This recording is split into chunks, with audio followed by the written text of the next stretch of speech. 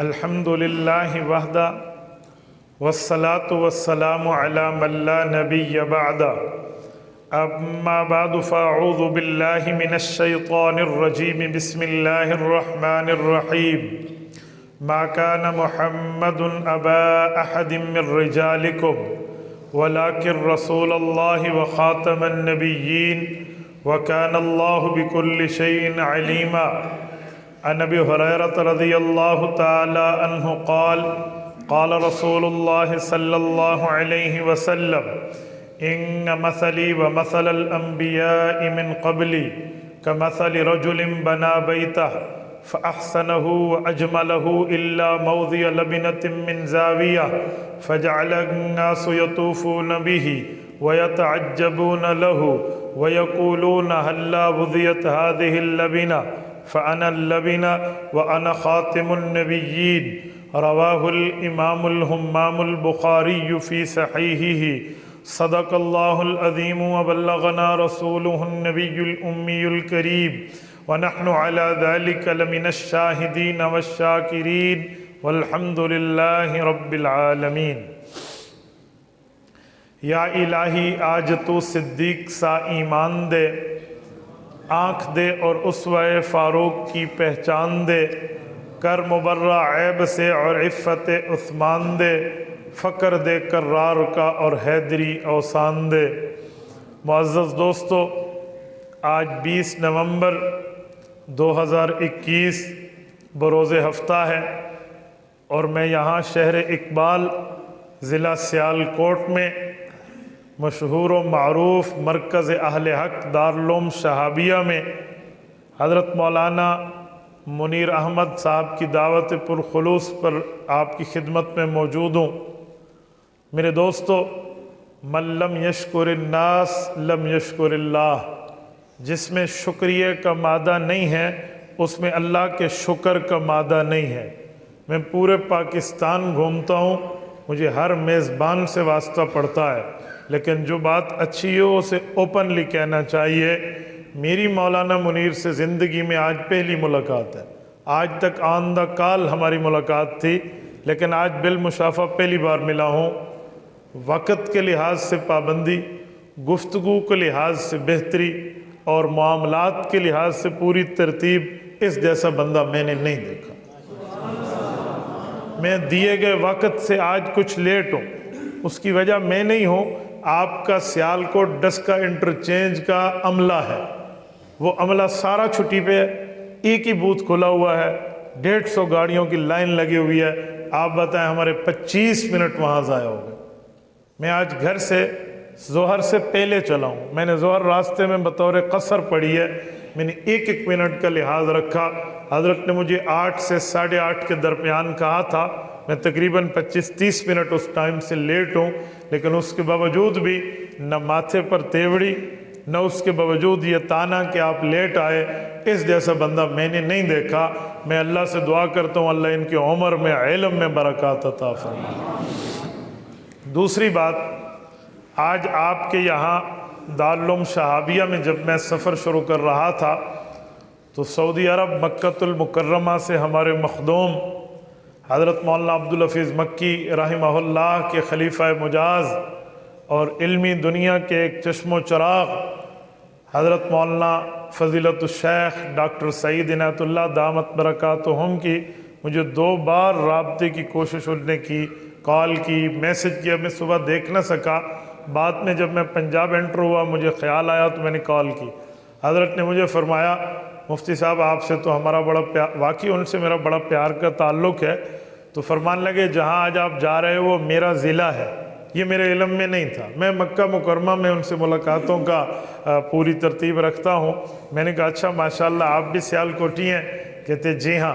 تو کہا جس دارالعلوم میں جا رہے ہو وہ میرا مادر علمی ہے، اور فرمانے لگے کہ اس دارالعلوم والوں کو بھی میرا سلام دینا، اور خصوصاً اپنے استاد ذی المکرم کی انہوں نے بات فرمائی۔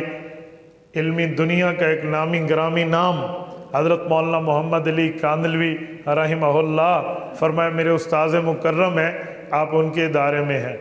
میرے دوستو، حضرت کاندھلوی رحمہ اللہ کے نام سے کون اہل علم ہوگا جو واقف نہیں ہوگا؟ آج سے بڑے عرصہ پہلے، غالباً میرے سادسہ والے سال کی بات ہے، سادسہ یا سابعہ کے سال کی بات ہے، میں 2003 کی بات کر رہا ہوں۔ اس وقت میں نے حضرت کی تصنیف کردہ اس کتاب کو پڑھا، امام اعظم اور علم الحدیث۔ اس میں میرے استاد ذی المکرم امام اہل سنت والجماعت سیدی و مرشدی و سندی حضرت مولانا محمد سرفراز خان صفدر رحمہ اللہ نے جو تحریر لکھی ہے، میں پوری تقریر تو نہیں پڑھتا، پر وہ جملہ آپ کی خدمت میں نقل کرتا ہوں جو حضرت نے حضرت کاندھلوی رحمہ اللہ کی تحریر پہ لکھا ہے۔ یہ جملہ شیخ سرفراز لکھے اور جس تحریر پہ لکھے، اس سے آپ خود اندازہ لگائیں کہ ان کی تحریر میں علمی طور پہ وزن کتنا ہوگا۔ حضرت فرماتے ہیں کہ امام اعظم ابو حنیفہ رحمہ اللہ کے بارے میں حضرت نے جو باتیں پیش فرمائی ہیں، فرمایا رہتی دنیا تک اس بات کے بیان کرنے کا عنوان تو بدل سکتا ہے، مگر تحریر اور تحقیق حد آخر کو پہنچ چکی ہے۔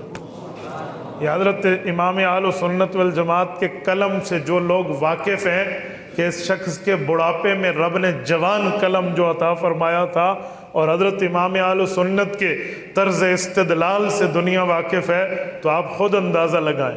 موجودہ ہمارے وفاق المدارس العربیہ پاکستان اہل حق کے نمائندہ ادارے کے صدر حضرت مولانا مفتی محمد تقی عثمانی دامت برکاتہم، حضرت پر جب ان کے ساتھ گفتگو کا معاملہ آیا تو امام اہل سنت کو ان نے لکھا ہے، یہ الکلام المفید فی اثبات التقلید کی تقریض میں ہے، کہنے لگے کہ حضرت آپ نے ذرہ نوازی فرمائی اور مجھے کہا کہ میں اس پر کچھ لکھوں۔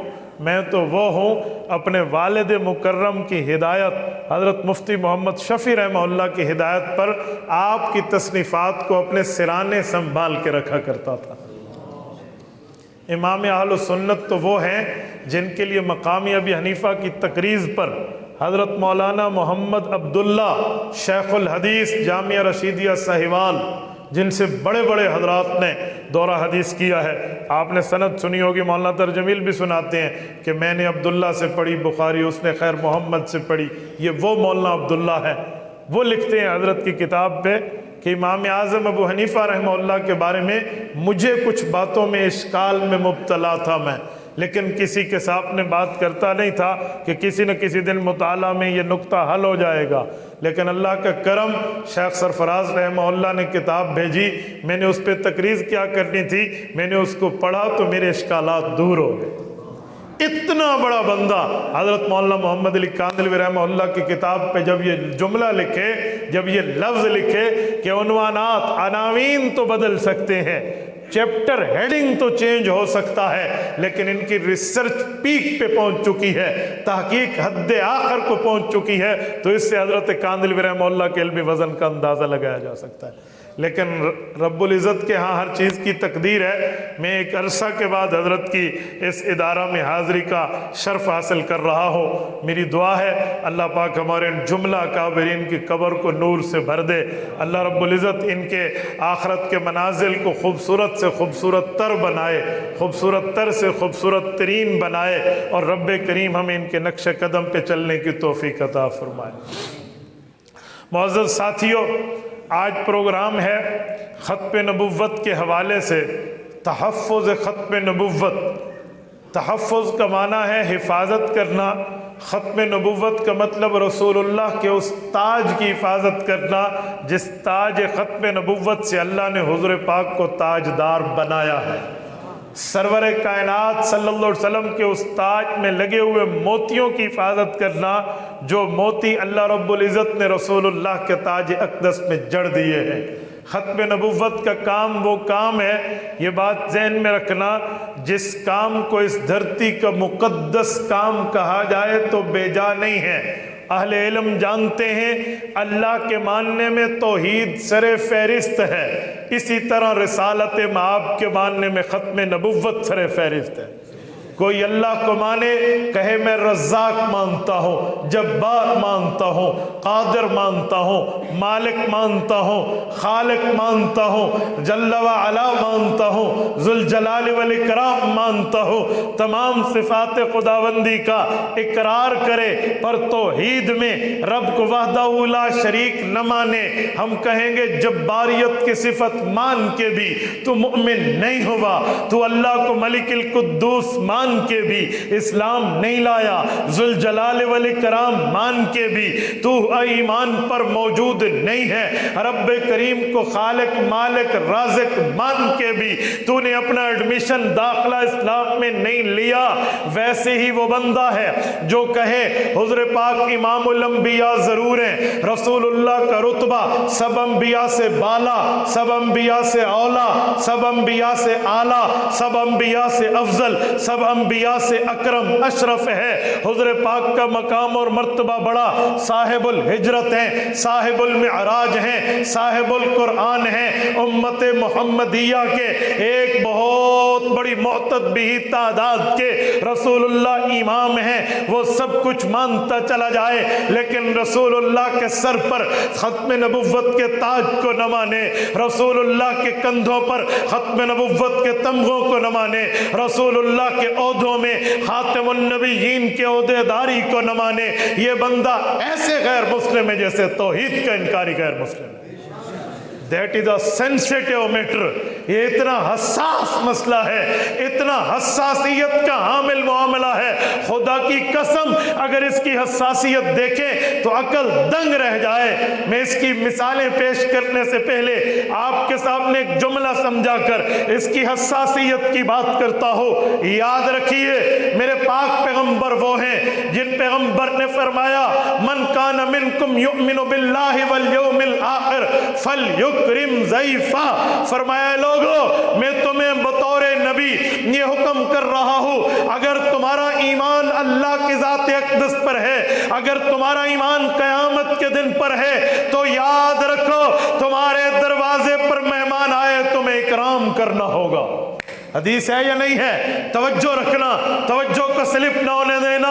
میرے پاک پیغمبر نے مہمان کے اکرام کے لیے، میرے پاک پیغمبر نے مہمان کی عزت داری کے لیے یوں احکامات دیے، اور اللہ کے نبی کو خود اللہ نے فرمایا وَإِنَّكَ لَعَلَىٰ خُلُقٍ عَظِيمٍ، میں نے آپ کو اخلاق کا اعلیٰ پیکر بنایا ہے، سراپا اخلاق آپ میں ہے، آپ اخلاق کا منبع، آپ اخلاق کا مرجع، آپ اخلاق کا چشمہ، آپ سے اخلاقیات پھوٹ کر امت میں تقسیم ہوتے ہیں۔ جو اتنا صاحب اخلاق ہو، اتنا صاحب خلق ہو، مہمان کی عزت اور احترام کی بات مسلمان اپنے امتی کے ایمان کی سروسز اور خدمات میں شامل کرتا ہو، وہ نبی مہمان کی قدر سمجھتا ہے یا نہیں ہے؟ آؤ عقیدہ ختم نبوت پر آتے ہیں۔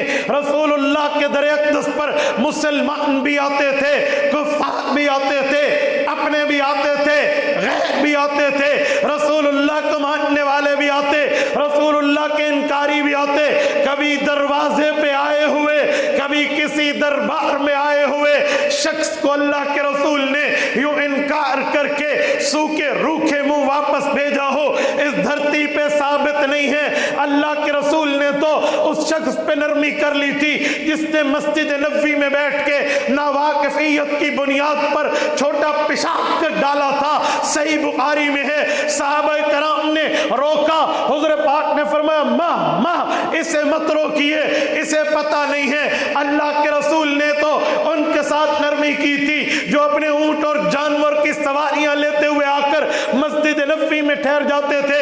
رسول اللہ نے تو نرمی ان لوگوں کے لیے بھی کی تھی جن لوگوں نے رسول اللہ کے گھر سے باہر بیٹھ کر کہا تھا یا محمد اخرج علینا۔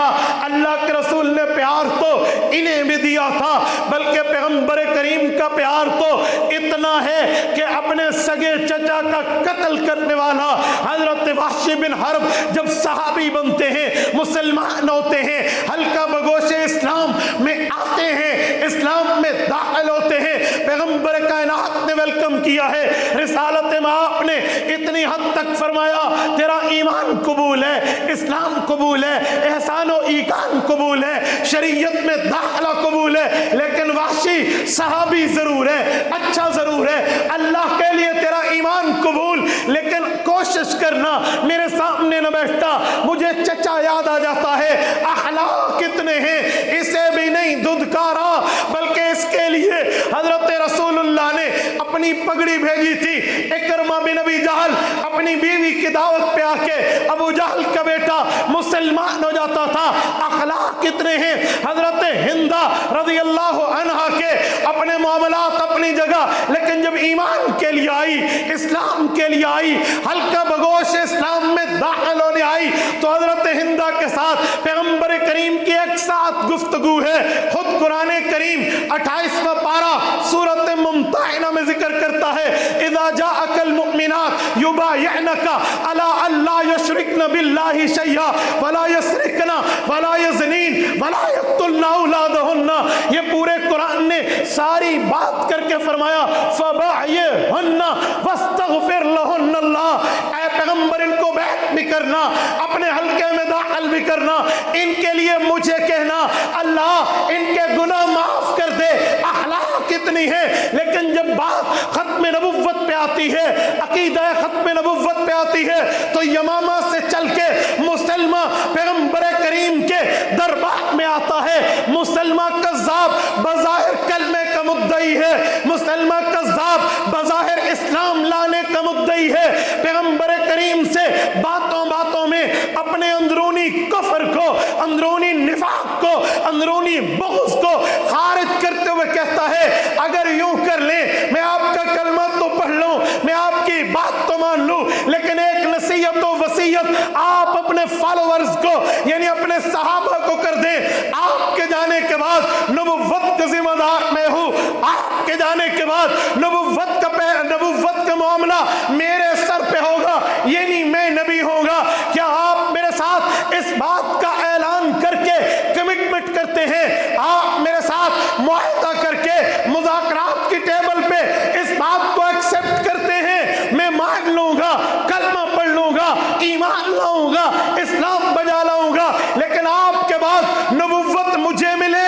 علماء بیٹھے ہیں، اصحاب سیرت نے لکھا ہے اللہ کے رسول کے ہاتھ میں عصا تھی، حضور پاک ینکت نکتتن، حضور پاک علیہ السلام اس لکڑی، اس چھڑی سے یوں لکیر لگا رہے تھے زمین پر، جب اس شخص نے ختم نبوت کے عقیدے پہ بڑے پیار کے انداز میں ڈاکہ ڈالنے کی کوشش کی، پیغمبر کا جلال دید نہیں تھا، یوں سر اقدس اٹھایا اور اس کی آنکھوں میں آنکھیں ڈال کر کہا اے مسلمان تو میرے در پہ آیا، اپنی جگہ اسلام کا اعلان کر رہا، اپنی جگہ اگر تو اس بارے میں کہ نبوت تجھے ملے میرے بعد اس چھڑی کے مانگنے پہ بات کرے گا، میں یہ چھڑی بھی تمہیں نہیں دوں گا۔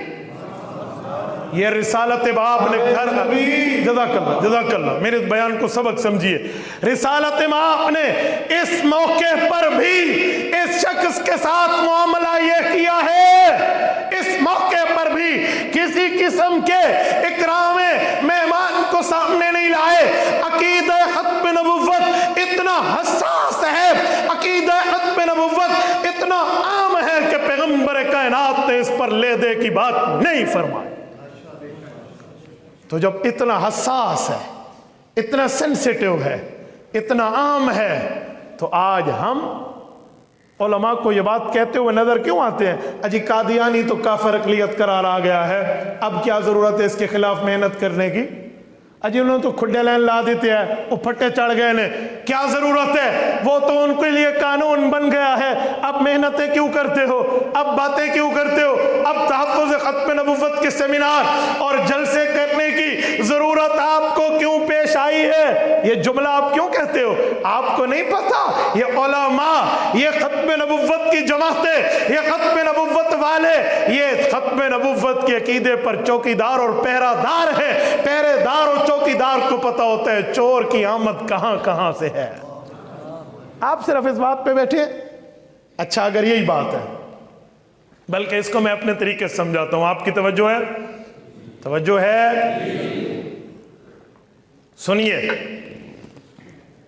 مجھ سے ایک بار گفتگو کے دوران ایک نوجوان نے پوچھا، اور وہ LLB کے اسٹوڈنٹ تھے، BA کے بعد LLB کر رہے تھے.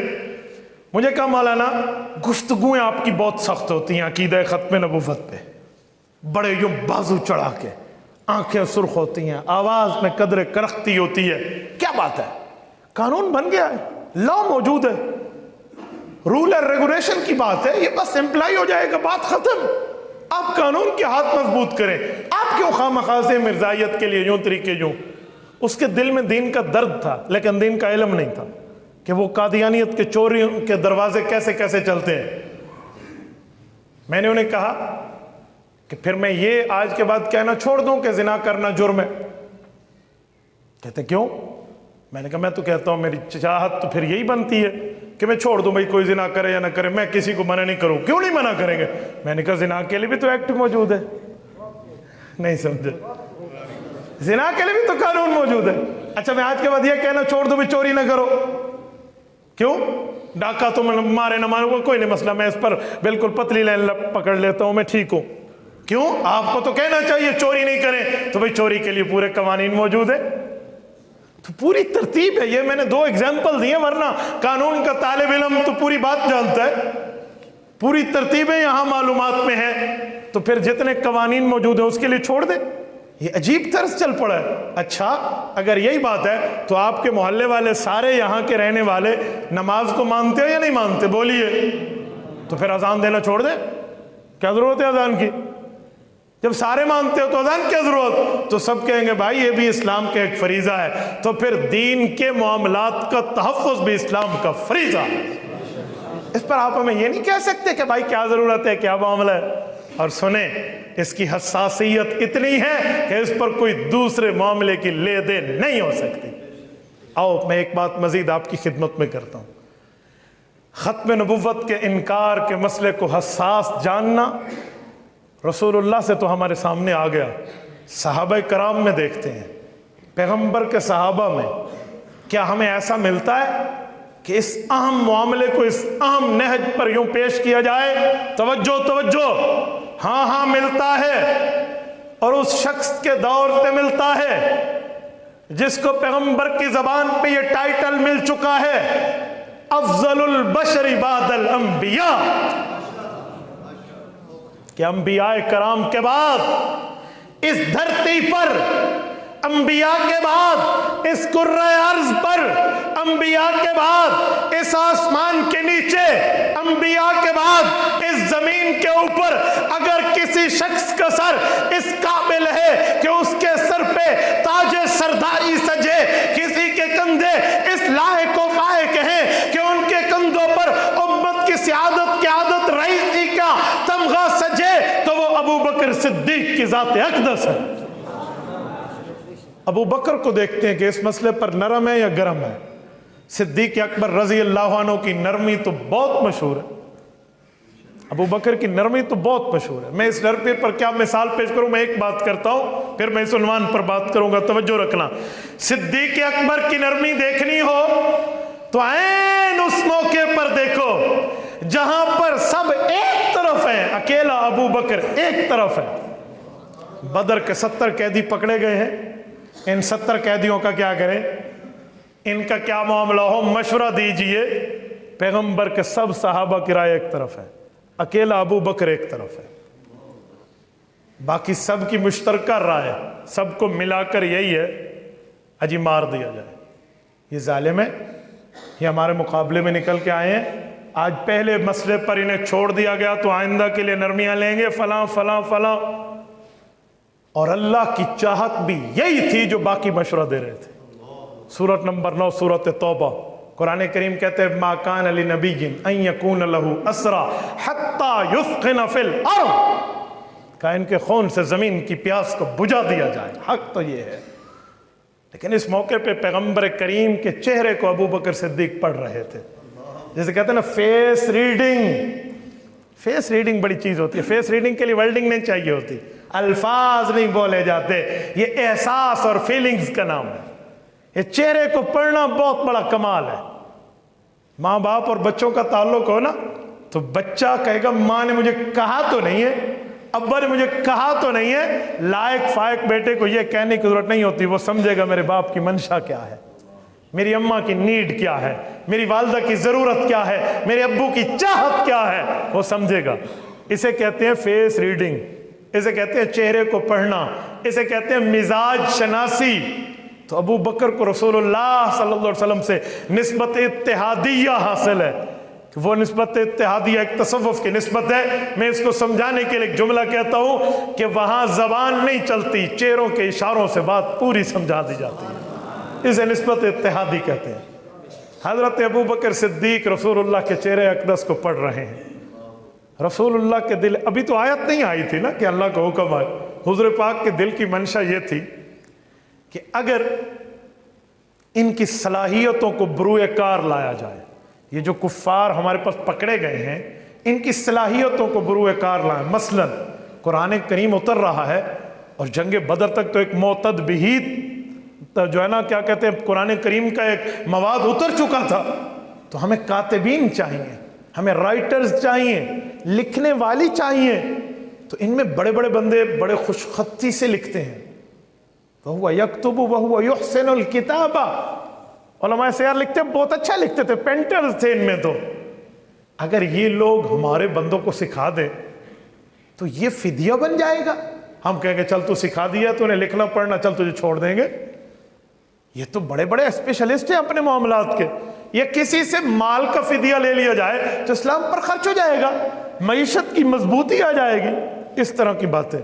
ابو بکر چہرہ اقدس کو پڑھ رہے ہیں، پڑھ رہے ہیں، پڑھ رہے ہیں۔ جب ابو بکر پر انگلی آئی نا کہ آپ بتائیں، تو اس نے وہی بتایا جو حضور کے چہرے کو پڑھ چکا تھا۔ رسول اللہ کا چہرہ کھل اٹھا، فیصلہ بھی اسی پر ہوا۔ یہ تو بعد میں رب کائنات کی آیت اتری کہ اللہ کے ہاں یہ بات طے تھی، ورنہ تو ایسے بندوں کو چھوڑنے پر عذاب آ جاتا، لیکن اللہ کے ہاں یہ بات طے تھی، اللہ کی کتاب میں بات موجود تھی کہ یوں ہوگا۔ یعنی اتنا نرم ہے ابو بکر کہ جہاں سارے گرم ہوں وہاں اکیلا نرم ہے، افضل البشر بعد الانبیاء ہے۔ آؤ ذرا اس کی عقیدہ ختم نبوت پر گرمی کو دیکھیے۔ یہی مسلمہ کذاب یمامہ سے اٹھتا ہے اور اپنی نبوت کاذبہ کا دعویٰ کرتا ہے، جھوٹی نبوت کا پرچار کرتا ہے، جھوٹی نبوت کے معاملات کو اجاگر کرنے کے لیے فتنی سے فتنہ بنتا ہے، پروپیگنڈے کی مشین کو چلا دیا جاتا ہے، اور قریب ہے کہ پورے حجاز میں اس کی بات عام نہ ہو جائے۔ تازہ تازہ رسالت مآب علیہ السلام کی جدائی کا غم سینوں پہ ہے۔ رسالت مآب دنیا سے پردہ فرما گئے، امت کی باغ ڈور اور قیادت ابو بکر صدیق رضی اللہ عنہ کے ہاتھ میں۔ کچھ بھی ہو لیکن نبوت کے بعد ہیں تو امت نا، تو اس دوران اگر کوئی نبی ہونے کا دعویٰ کر دے کیا ہوگا بھائی؟ وہ یہ بھی کہہ دے بھی میں نبی ہوں اور ابو بکر تو امتی ہے، وہ تو کراس کے چکر میں ڈائریکٹ ہوا پڑا ہے، تو کیا ہوگا؟ یہ جب اس کی دعوت پھیلی نا تو صدیق اکبر رضی اللہ تعالیٰ عنہ کی بات موجود ہے، اَيَنْقُصُ الدِّينُ وَأَنَا حَيٌّ، کہ لوگ دین پر پروپیگنڈے کی بات لے کر نقصان پہنچانے کے حملے کا سوچیں اور ابو بکر کی جان میں سانس چلے، یہ دو باتیں نہیں ہو سکتی، یہ نہیں ہو سکتا۔ یا ینقص الدین وانا حی کا اور کیا معنی ہے کہ میری نبضیں چلیں، میرا خون دوڑے، میرا دل دھڑکے، میرا دماغ چلے، میری سانس چلے، میری حیاتی برقرار ہو، اور حضور پاک کی دین کے خلاف سازشیں ہوں، یا سازشیں ہوں گی یا ابو بکر اس دھرتی پہ ہوگا، دو کام میں سے ایک کام ہوگا۔ اور یہ کہاں ہے؟ ابو بکر صدیق مدینہ طیبہ میں ہے، اور آپ کو پتہ ہے یمامہ کہاں ہے؟ کچھ لوگ سمجھتے ہیں یمامہ یمن کا علاقہ ہے، جی نہیں، سعودیہ کا علاقہ ہے، سعودیہ کا کیپٹل آف دا کنگڈم ریاض سے 90 اور 70 کلومیٹر کی مسافت بنتی ہے۔ یمامہ کی علاقہ کی بستی آج بھی وہاں موجود ہے، یہ ریاض کی بالکل قریبی علاقہ ہے، یہاں کے رہنے والے، اور اعلانات ہو گئے۔ اور یہ بے ایمان جو نبوت کا جھوٹا دعویٰ کر رہا ہے، اس نے بڑے بڑے ریلیف پیکیجز دیے ہوئے ہیں کہ آپ کو مسلمانوں کے نبی تو 5 نمازوں کی کہتے ہیں نا، میں نے اپنی نبوت میں اللہ سے 2 نمازیں بطور معجزہ ختم کروا لی ہیں، لہٰذا 3 پڑھنی پڑیں گی۔ اس طرح کے ریلیف پیکیجز اس نے بنائے ہوئے ہیں۔ اور صحابہ کرام میں ابو بکر صدیق کی ایک تقریر نے جوش کا ایک روح پھونک دی اور پیغمبر کے صحابہ کو اس کی طرف روانہ کر دیا گیا۔ جب جہاد شروع ہوا ہے اور اس سے لڑائی ہوئی ہے اور اس سے دو دو ہاتھ ہوئے ہیں، ایک تفصیل ہے، میں ختم نبوت پر بات کر رہا ہوں، یمامہ کی اس دھرتی پر یہ بندہ فی النار ہوا ہے حضرت وحشی کے ہاتھوں رضی اللہ عنہ، یہ قتل ہوتا ہے۔ اس لیے تو حضرت وحشی فرماتے تھے قتلت خیر الناس ثم قتلت شر الناس، کہ اگر امت میں ایک افضل شخص حضرت حمزہ اسد اللہ و اسد رسولی رضی اللہ عنہ پیغمبر کے چچا جان میری حالت کفر میں میرے ہاتھوں سے دنیا سے گئے ہیں، تو میرے مولا اب کفارہ قبول کر لے، اس دھرتی پر سب سے بے ایمان بندہ مسلمہ بھی میرے ہاتھوں سے گیا ہے۔ یہ قتل ہوا، سب کچھ ہوا، صحابہ کرام واپس پلٹے ہیں۔ آؤ میں کاؤنٹنگ پیش کرتا ہوں، شماریات میں آنا، ذرا حساب میں آنا، توجہ رکھنا۔ صحابہ کرام نے جو پیغمبر علیہ السلام کی ختم نبوت پر پہرا دیا ہے، یہ یمامہ کی میدان میں پیغمبر کے صحابہ نے اس مدعی نبوت سے جنگ لڑی ہے، تو پیغمبر کے صحابہ کامیاب ہوئے ہیں، کامران ہو کر واپس پلٹے ہیں۔ اگر شہداء کی تعداد دیکھیں، یہ جو حدیث سنائی جاتی ہے کہ جب قرآن کے 700 قاری شہید ہوئے تھے تو سیدنا صدیق اکبر رضی اللہ عنہ کے دور میں یہ سوال پیدا ہو گیا تھا کہ اب دین کے تحفظ میں قرآن کریم کو جمع کیا جائے، ورنہ یوں قراء، ورنہ یوں حفاظ، ورنہ یوں قرآن کے صاحب دنیا سے جاتے رہیں گے، اگلی نسلوں تک قرآن کیسے پہنچے گا، اگلی امتوں تک اور اگلی امت کے لوگوں تک قرآن کریم کیسے جائے گا؟ لہذا حفاظ کی کمیٹی بٹھاؤ، حضرت زید بن ثابت بیٹھے، حضرت ابی بیٹھے، حضرت علی بیٹھے، باقی صحابہ بیٹھے، خلفائے اربعہ کی قیادت و نگرانی میں یہ سب جمع ہوئے، قرآن کریم جمع ہوا بین الضفتین، دو گتوں کے درمیان جمع ہو کے آج آپ کے اور میرے پاس پیغمبر کا قرآن موجود ہے۔ یہ اسی جنگ میں 700 قراء شہید تھے۔ کل تعداد کتنی تھی میرے دوستو؟ حضور پاک کے ختم نبوت پر پہرہ داری کرتے ہوئے اس ابو بکر کی قیادت میں بھیجا ہوا لشکر 1200 پیغمبر کے صحابہ نے جان کی قربانی دی۔ کتنے صحابہ؟ 1200 صحابہ، 1000 کے ساتھ اوپر 200۔ یہ میں 1200 کا لفظ بڑا کر کے کیوں بتا رہا ہوں؟ اس کے پیچھے بھی ایک تاریخ ہے۔ رسالت مآب کو جہاد کا جو اجازت نامہ ملا ہے اس وقت ملا جب پیغمبر کریم کی عمر مبارک 53 سال تھی، مکہ مکرمہ سے ہجرت کر کے مدینہ طیبہ آ چکے ہیں۔ آخری 10 سال میں پیغمبر کریم پر حکم جہاد اترا اور رب نے فرمایا اذن للذین یقاتلون بانہم ظلموا، اب انہیں اجازت ہے بلال، اب امیہ سے تو بدلہ لے سکتا ہے، اب تمہیں جہاد کا حکم ہے، اب خباب ابن عرت کے بدلے اتارنے کا وقت آ گیا ہے، اب زنیرہ کی شہادت کا بدلہ لیں گے، اب حضرت یاسر اور حضرت سمیہ کی ظلمن شہادت کے بدلے لیے جائیں گے، بِأَنَّهُمْ ظُلِمُوا، ان پر ظلم ہوا، یہ ان کو لڑنے کی اجازت ہے۔ یہ جہاد کا اعلان ہوتا ہے۔ آخری پیغمبر کی دنیاوی 10 سال میں پیغمبر کریم نے 427 مہم جوئیاں کی ہیں، جن میں 27 غزوات ہیں اور 400 سریات ہیں۔ غزوات کا معنی بنفس نفیس رسالت مآب شریف ہے، اس میں شریک ہیں، اور سریات کا معنی کہ پیغمبر کی نگرانی میں پیغمبر کے حکم سے صحابہ کا لشکر گیا۔ پوری ان 10 سالہ تاریخ میں 427 مہم جوئیوں میں کتنے بندے دنیا سے گئے ہیں ان کا بھی حساب کر لیں اور یمامہ کی جنگ کا بھی کر لیں، کاؤنٹنگ کر کے دیکھ لیتے ہیں کہ کتنے بندوں نے پیرا داری پر یہاں جان دی ہے اور وہاں کتنے بندے شہید ہوئے ہیں۔ بدر سے لے کر تبوک تک آ جائیے اور سریہ میں بنو شہرہ تک آ جائیے، آخر تک آ جائیے، آپ دیکھ لیجئے کتنے ہیں، سب کچھ سمجھ آ جائے گا۔ تمام غزوات کو ملائیں، تمام سریات کو ملائیں، مسلمان پلس کافر دونوں کے اموات کی تعداد ملائیں، 740 بھی نہیں بنتی۔ میرے دوستو، میں آپ کی ایمان پہ دستک دے رہا ہوں، میں نے تبھی نعرہ رکوایا ہے، میں بھائی کے جذبات کی قدر کرتا ہوں، آپ نیور مائنڈ، لیکن میں نے گفتگو کو سبق سمجھ کے بات کی ہے نا، جلسوں میں بات نعروں کے حوالے نہیں کرنی چاہیے۔ سارے کہیں گے نعرے تھے بڑے وجہ نے، لیکن ہم دل کی تختی پر تھوڑی یوں دستک دے کر سوچیں کہ ختم نبوت کا مسئلہ کتنا اہم ہے۔ مجھے آپ اپنے مسلک کا خطیب نہ سمجھیے، وکیل سمجھیے، وکیل سناٹے میں بولتا ہے، تو مجھے توجہ آپ کی چاہیے۔ پوری ان مہم جوئیوں میں تعداد اموات 739 ہے، 40 بھی نہیں ہے، 750 کے اندر ہے۔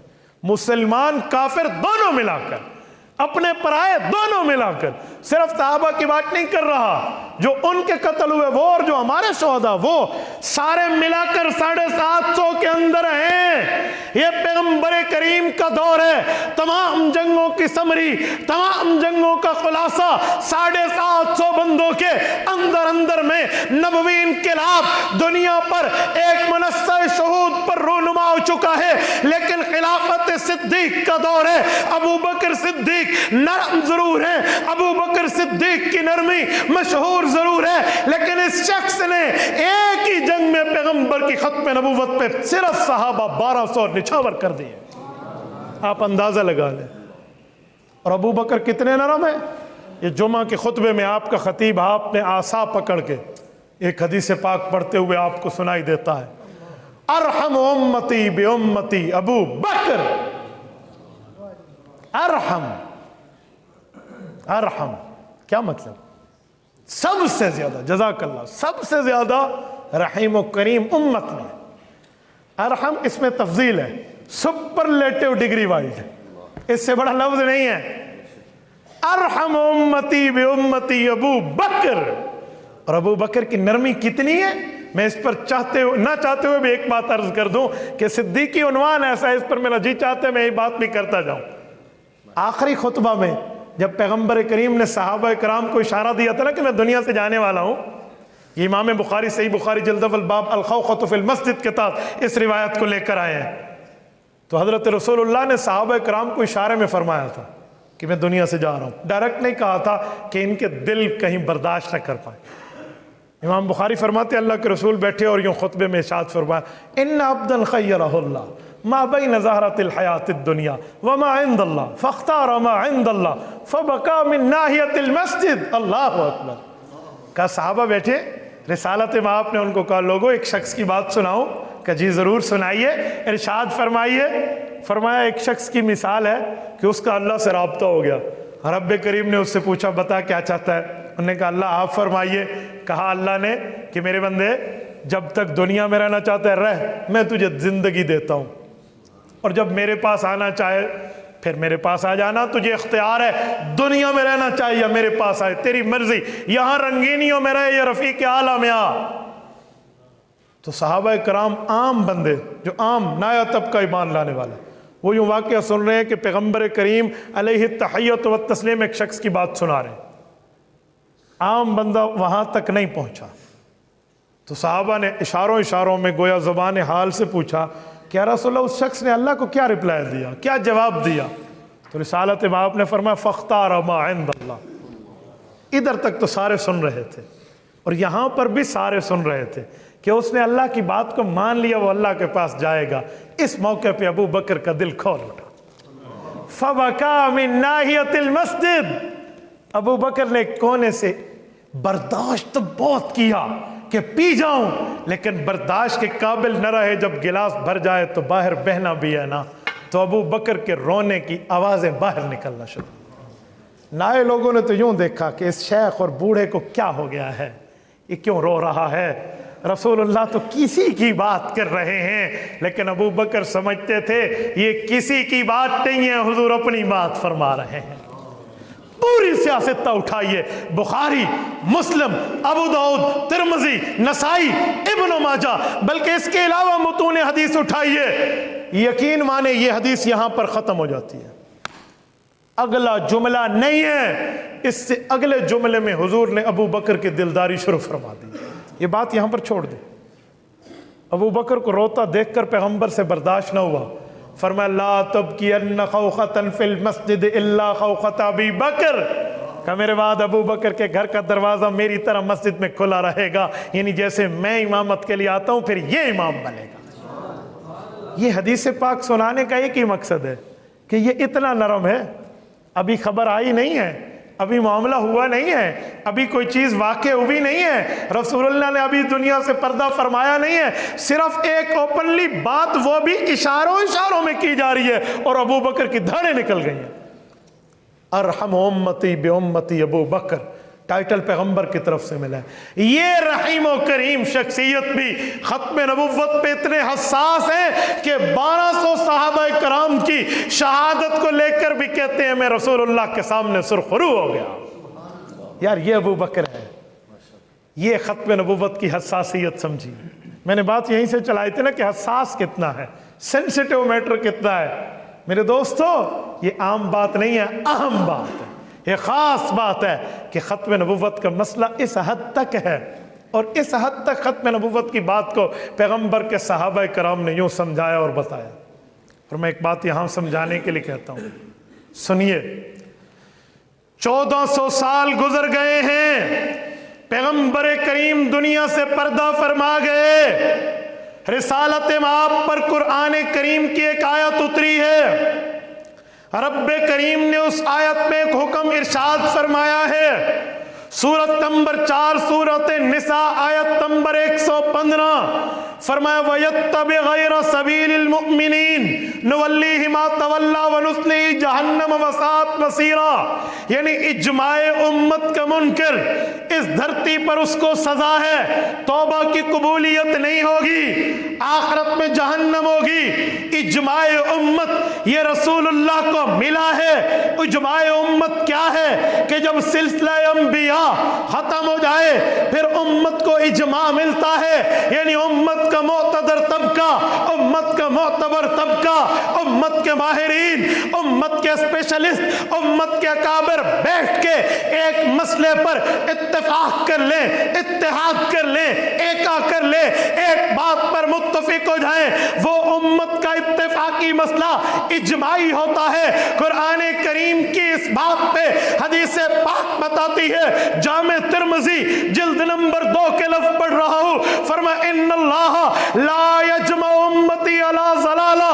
حضرت ابن عمر فرماتے ہیں اللہ کے رسول نے فرمایا میری امت کبھی گمراہی پر اجماع نہیں کرے گی، فإن ید اللہ مع الجماع، کیونکہ اجماع پر اللہ کی مدد ہوتی ہے۔ ومن شذ شذ الی النار، ترمذی کے لفظ شذ ہے، باقیوں کے شذ ہیں، ومن شذ شذ الی النار، جو اجماع سے کٹا وہ جہنم جائے گا۔ یہ پیغمبر کا فرمان، اور قرآن کہتا ہے وَيَتَّبِعْ غَيْرَ سَبِيلِ الْمُؤْمِنِينَ نُوَلِّهِ مَا تَوَلَّى وَنُصْلِهِ جَهَنَّمَ وَسَاءَتْ مَصِيرًا۔ اجماع صحابہ کو چھوڑ کے کوئی جائے گا جہنم جائے گا۔ یہ اجماع کیوں ملا؟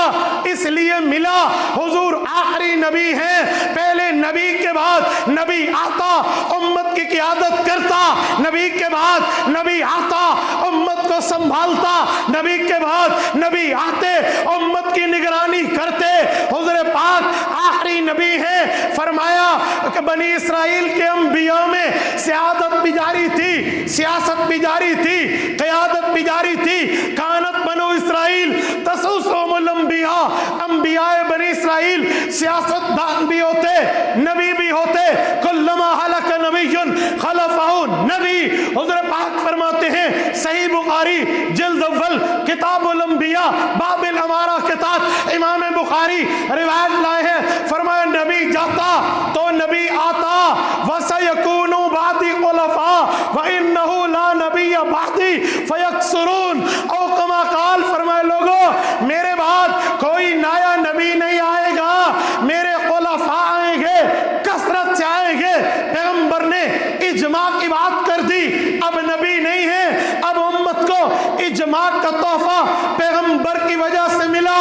اسی بات کو سمجھاتے ہوئے امام سرخسی مبسوط میں کتاب السیر کے مقدمے کو یوں شروع کرتے ہیں، الحمدللہ الذی جعل ولایت الانذار للفقہاء بعد الانبیاء، کا امت کو یہ سعادت ملی، اللہ نے اجماع ختم نبوت کے واسطے سے صحابہ کرام کو دیا۔ سیالکوٹ کے غیور مسلمانوں، صحابہ کی دیانت دیکھو، ثقافت دیکھو، عدالت دیکھو، پیغمبر کے تحفے کی قدر دیکھو۔ کہ ختم نبوت کی وجہ سے انہیں اجماع کا تحفہ ملا، تو پیغمبر کے صحابہ نے حضور کے بعد پہلا اجماع بھی عقیدہ ختم نبوت پر کیا۔ ختم نبوت کا تحفے کے طور پہ اجماع ملا تو پہلا اجماع بھی ختم نبوت پر ہوا ہے۔ صحابہ کرام کیسے کہتے ہیں، هل جزاء الاحسان الا الاحسان فبأي آلاء ربكما تكذبان۔ کہے لوگو، اے جن اور انسانوں، اللہ کی نعمتوں میں اسے بھی نعمت شمار کرو کہ جو نیکی کا بدلہ نیکی سے دیا جاتا ہے۔ تو پیغمبر کے صحابہ نے یوں ختم نبوت پہ پہلا اجماع کیا۔ یہ حساسیت پر تیسری دلیل پیش کر رہا ہوں۔ اور میرے دوستو، عقیدہ ختم نبوت رسول اللہ کے اس اعلیٰ تاج کا نام ہے، جس تاج پر کوئی حملہ آور ہو تو پھر ہماری جانوں کا کوئی فائدہ نہیں ہے۔ یہ کھلی کھلی بات ہے، یاد رکھیں۔ ہم دنیا میں 4 پیسے کمانے نہیں آئے، ہم دنیا میں لڑائی بھڑائی کے لیے نہیں آئے، ہم دنیا میں تجارت، دنیا میں باقی معاملات کے لیے بعد میں آئے ہیں، پیغمبر کریم کے تحفظ کے لیے پہلے آئے۔ اور رسالت مآب کی غلامی پر ہم آزادیوں کو ترجیح دینے والوں سے سبق لیں۔ امام ابن عسقلانی المتوفی 852 ہجری فتح الباری کی 7ویں جلد میں لکھتے ہیں، حضرت ثعلبہ بن حارثہ، حضرت زید بن حارثہ کے بھائی ہیں، رضی اللہ عنہ فرماتے ہیں، جب میں اپنے ابو حارثہ کے ساتھ اپنے بھائی کی خبر پا کر مکہ لینے آیا اور ہماری ملاقات اپنے بھائی زید بن حارثہ سے ہوئی جو حضور کے در کا غلام تھا، ہم نے آ کر بتایا، اے پیغمبر کریم، مال چاہیے دینے کے لیے تیار، دولت چاہیے دینے کے لیے تیار، ہم سب کچھ آپ کے قدموں پہ نثار کر کے نچھاور کر دیں گے، ہمیں ہمارا بھائی دے دو۔ حضرت زید کو حضور نے بلایا، فرمایا جانتے ہو؟ کہا میرے ابو، میرے چاچو، میرے بڑے بھیا ہیں، کہا تمہیں بلانے آئے ہیں، ان کے ساتھ جاؤ۔ انہوں نے اپنے باپ کو، اپنے بھائی کو، اپنے چاچے کو کہا تھا، لا اختار علیک احد، میں پیغمبر کریم پر تمہاری محبتوں کو قربان کرتا ہوں۔ حضرت جبلہ بن ثعلب حارثہ جو ان کے بڑے بھائی ہیں، ان کے صحابی بننے کی یہی وجہ بنی، یہ مسلمان بننے کی یہی وجہ بنی۔ علامہ عسقلانی فرماتے ہیں کہ اس بھائی نے سوچا، میرا چھوٹا بھائی، اسے کوئی اماں کی یاد نہیں آتی، میرا چھوٹے بھائی کو وہ بچپن کی مٹی یاد نہیں آتی جس صحن کے آنگن میں کھیلا ہے اور جس گلیوں میں گھوما ہے۔ اور دنیا ہم چلے جائیں پر اپنے علاقے کی مٹی بندے کو نہیں بھولتی، کہاں سے 7 سمندر پار کیوں نہ چلے جاؤ، اپنے علاقے کے بچپن کی باتیں نہیں بھولتی، بچپن کے ساتھی نہیں بھولتے، وہ آنگن نہیں بھولتا جس میں ہم نے آنکھ کھولی تھی۔ کچھ بھی ہو جائے، کیا میرے بھائی کو کچھ نہیں یاد؟ یہ کیا بات ہے؟ اچھا، تو باپ نے کہا بیٹا غلامی کی زندگی لے رہے، آزادی کو چھوڑ رہے، کہا ابا محمد کی غلامی پہ ہزاروں آزادیاں قربان ہیں، اور ان سے سبق لیں، ہم ان سے لیں۔ عقیدہ ختم نبوت کی بات آئے تو کیا سے کیا آج عجیب مسئلہ ہے، یقین مانیے ہم حیران ہیں۔ ہم اپنی ذمہ داریوں کو خود قبول کریں میرے دوستو، ہماری جانوں پر ہمارے پیغمبر کا ہم سے زیادہ حق ہے۔ النبی اولا بالمؤمنین من انفسہم، سورت نمبر 33 سورت احزاب، پارہ نمبر 21 رکوع نمبر 1 سورت احزاب کا رب کائنات نے فرمایا النبی اولا بالمؤمنین من انفسہم، مومن کی اپنی جان پر طاقت و اختیار بات میں ہے، پیغمبر کا حق پہلے ہے۔ ہاں اگر مومن بننا چاہتے ہیں حضور کا حق تسلیم کریں، حق کو حق تسلیم کریں، سب سے زیادہ تسلیم حضور کے حق کو کریں گے تو پھر ہم مومن ہیں، ورنہ اپنا فیصلہ بندہ خود کر لیں۔ تو میرے دوستو، رسول اللہ کی ختم نبوت کی حفاظت، رسول اللہ کے اس عقیدے کے تحفظ کے لیے ان علماء کرام کے دست و بازو بنیے، ختم نبوت پر کورسز کیجئے، ختم نبوت کے لیے اپنی اولادوں کو وقف کیجئے، ختم نبوت سمجھنے سمجھانے کے لیے اپنی زندگیوں کو وقف کیجئے۔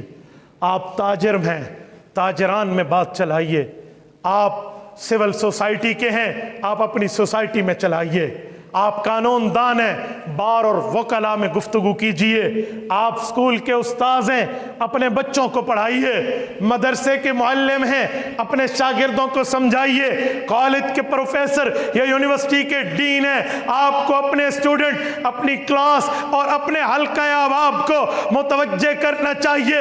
آپ پترکار، قلم کار، لکھاری ہیں، آپ صحافی ہیں، اپنے قلم کو پیغمبر کی ختم نبوت کے تحفظ پہ وقف کیجئے۔ آپ خطیب ہیں، آپ کی زبان چلتی ہے، آپ گفتگو کر کے 4 بندوں کو متوجہ رکھتے ہو، خدا کی قسم تمہاری ان تمام صلاحیتوں کو اللہ کی نعمت کہا گیا ہے۔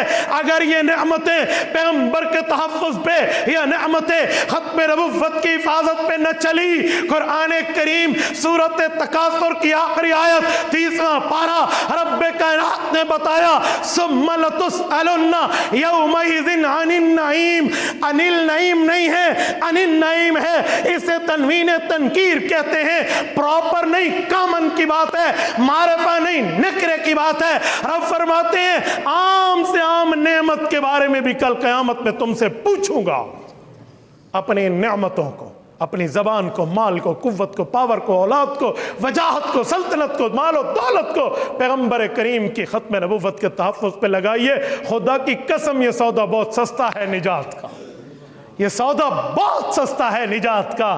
اللہ کی قسم رسول اللہ کے محافظ بن جائیے، کل قیامت میں عزتوں کے تاج پہنا کر اٹھائے جائیں گے۔ اور ایک بات یاد رکھیں، ہمیں کوئی اپنی نمازوں پر گھمنڈ نہیں ہے، زکوٰۃ اور روزوں پر گھمنڈ نہیں ہے، پتہ نہیں کئی ریاکاریاں ہو جائیں، پتہ نہیں کیا سے کیا ہو جائے۔ ہاں، ختم نبوت پہ حضور پاک سے محبت ہم للہ فی اللہ کرتے ہیں، اس پر کوئی دوسری رائے نہیں۔ اور کیسے للہ فی اللہ کرتے ہیں، میں اس کی مثال دیتا ہوں۔ کوئی بندہ کہے تیرے ابا نے بات غلط کی ہے، تیرے ابا نے جھوٹ بولا ہے، عام بیٹا پہلے تو نہیں مانے گا، کہے گا غلط ہے، پروف کرو، ثبوت دو، دلیل لاؤ۔ او کسی آخر مقام پہ جا کے نقطہ اخیر پر مان سکتا ہے، پاسبل ہے، ممکن ہے کہ مان لے، ہو سکتا ہے ابا سے مسٹیک ہو گئی ہو، ابا جان سے غلطی ہو گئی ہو، ابا جان جھوٹ بول بیٹھے ہوں کسی وجہ سے، یہ ہم مان سکتے ہیں۔ اپنے بیٹے کے لیے کوئی کہ ہم مان لیں گے، خاندان کے فرد کے لیے کوئی کہ مان لیں گے۔ لیکن اگر کوئی کہے کہ رسالت مآب سے نعوذ باللہ جھوٹ بولا گیا ہے، کوئی کہہ دے رسول اللہ سے غلطی ہوئی ہے، رسول پاک سے مسٹیک ہوئی ہے، کوئی ایماندار مانے گا؟ بولیے، کوئی مانے گا؟ اسے کہتے ہیں لا یؤمن احدکم حتی اکون احب الیہ من والدہ وولدہ والناس اجمعین۔ صحیح بخاری کتاب الایمان باب حب رسول اللہ من الایمان کے تحت امام بخاری جلد اول میں حدیث لائے ہیں، حضرت انس رضی اللہ عنہ راوی ہیں، فرمایا اے لوگو ایمان کی سرٹیفکیٹ اپنے نبی سے لے لو، لا یؤمن احدکم، وہ بندہ مومن بنے گا حتی یکون احب الیہ، وہ پیار مجھ سے کرے سب سے زیادہ، من والدہ، والدین بعد میں، وولدہ، اولاد بعد میں، والناس اجمعین، دنیا کے تعلقات، برادری، خاندان، قوم، قبیلہ بعد میں، پہلا پیار مجھ سے کرے، مجھ سے مومن ہونے کا سرٹیفکیٹ لے لے۔ تو محمدی سرٹیفکیٹ ایمان کے طور پہ ہمیں ملے گا، ہم رسول اللہ کے لیے غلطی نہیں مان سکتے۔ کوئی کہے کہ سورج مشرق کے بجائے مغرب سے طلوع ہو سکتا ہے، ممکن ہے ہم مان جائیں، لیکن کوئی کہ آقا کا فرمان جھوٹ ہے، یہ مان لیں گے؟ ہاتھ کھڑا کر کے میری تائید کیجئے جو جو مانتا ہے۔ اگر کوئی کہہ دے کہ پیغمبر کریم نے نعوذ باللہ جھوٹ بولا ہے، مان لو گے؟ کوئی کہے غلطی ہوئی ہے، مان لو گے؟ کوئی کہے رسول اللہ سے یوں خطا ہو گئی، مان لو گے؟ اگر کوئی خناس، کوئی بے ایمان، کوئی بدنصیب کہہ دے تمہارے نبی نے یہ کام ٹھیک نہیں کیا، غلطی کی ہے، آپ کی ایمان کی یہ بات کی اجازت ایمان دیتا ہے، مان لو گے؟ نہیں مانیں گے۔ تو یہ بات طے ہے کہ ہمارا پیغمبر سے محبت کا تعلق اخلاص پر ہے۔ ہم رسول اللہ سے مخلص بن کے، رسول اللہ سے ایمان کے اخلاص کو لے کر پیار کرتے ہیں، ایمان کے اخلاص کے ساتھ رسول اللہ سے محبت، مودت، تعلق، عقیدت، یگانگت کے قائل ہیں، تو اپنی زندگیوں کو، اپنی صلاحیتوں کو پیغمبر کی ناموس کے تحفظ پہ وقف کیجیے۔ کرو گے؟ سارے کرو گے؟ میں اسی بات پر آپ سے یہ کہہ کر اجازت چاہتا ہوں کہ میرے دوست کی محمد سے وفا تو نے تو ہم تیرے ہیں، کی محمد سے وفا تو نے تو ہم تیرے ہیں، یہ جہاں چیز کیا ہے لوح قلم تیرے ہیں۔ اقول قولی ھذا واستغفر اللہ وآخر دعوانا ان الحمد للہ رب العالمین۔ بیٹا یہ تو پورا خط ہے، یہ کوئی سوال ہے؟ پورا بیک پہ، بیک پہ تو 10 بندوں کے نام ہیں۔ خط لکھیے تو پھر خط میں جواب آئے گا، پرچی لکھیں گے تو پرچی پہ آئے گا۔ جزاکم اللہ۔ جی بیٹا اتنا لمبا خط ہے، کیا بات ہے، چلو میں دیکھ لیتا ہوں۔